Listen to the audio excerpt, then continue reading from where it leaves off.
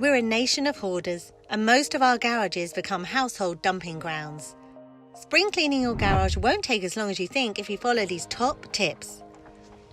When clearing it out, make piles of things to donate, sell, bin or keep, and separate into sections such as DIY, recycling, sport and camping.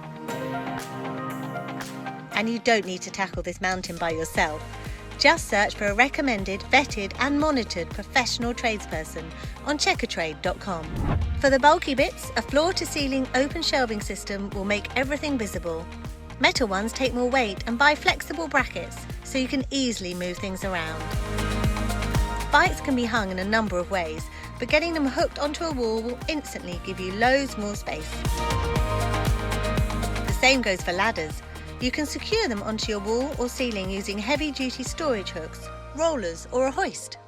For the small stuff, pegboards are really versatile. Hooks and pegs mean you can keep things neatly in order. If you have brick walls, a great strategy is to add a layer of plywood to the wall. Then you can easily mount any storage solution you want to it. Label your boxes clearly for great visibility and keep a list in notes in your mobile phone. That way you will never forget what you've stored and where to find it.